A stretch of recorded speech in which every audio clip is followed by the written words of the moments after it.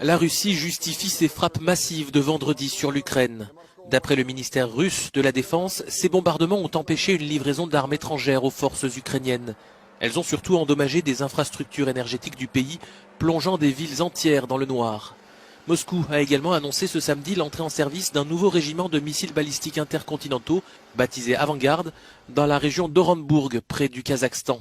Des images diffusées vendredi par le Kremlin montrent Vladimir Poutine aux côtés de l'état-major de l'armée. Le chef de l'État russe a présidé une réunion aux côtés du ministre de la Défense Sergueï Shoïgu et du chef d'état-major Valéry Gerasimov. Conséquence des frappes russes de vendredi, un enfant a été retrouvé mort samedi sous les décombres d'un immeuble de la ville de Kryvyi Rih, dans le centre du pays.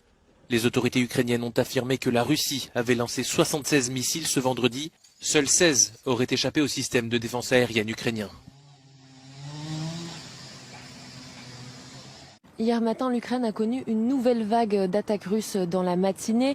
Dès 8 heures environ dans le matin, les sirènes ont commencé à sonner et plusieurs explosions ont pu être entendues, notamment à Kiev, la capitale. 40 roquettes visaient rien que la région de Kiev et 37 ont pu être arrêtées par la défense aérienne ukrainienne. Mais après ces attaques, il n'y avait plus d'eau, plus de chauffage et également plus d'électricité dans d'autres parties du pays, notamment à Kharkiv, dans l'est du pays. Alors, le maire de Kiev, Vitaly Klitschko, a annoncé dès hier soir que les travaux avaient commencé pour rétablir l'eau et le chauffage. Et ce matin, à Kiev, l'eau recommence effectivement à revenir dans certains quartiers. Ce n'est pas encore le cas pour le chauffage et concernant l'électricité, comme depuis déjà plusieurs semaines, il y en a quelques heures par jour selon un calendrier qui est plus ou moins suivi.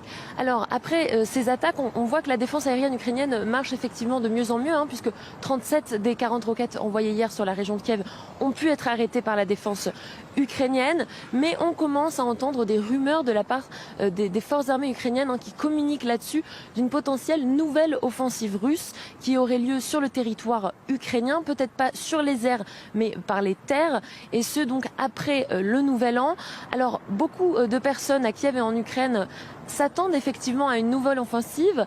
On prépare ici le Nouvel An à Kiev, tout en pensant que peut-être après cette date assez symbolique de renouveau, il y aura une nouvelle attaque, peut-être pour les 1 an, peut-être pour l'anniversaire de cette guerre, de cette invasion russe de l'Ukraine. Et il y a quand même beaucoup d'inquiétudes. Les gens souhaitent quand même rester ici, continuer à résister, à s'adapter comme ils le font. Il y a beaucoup de résilience, certes, mais il y a quand même aussi beaucoup de crainte, car au bout de 1 an, il y a la peur d'être oubliés par les pays occidentaux et les Ukrainiens craignent qu'en cas de nouvelle offensive, il y ait moins d'attention qui soit portée sur la guerre qui se passe dans leur pays et ils réclament donc plus de soutien occidental pour pouvoir y faire face.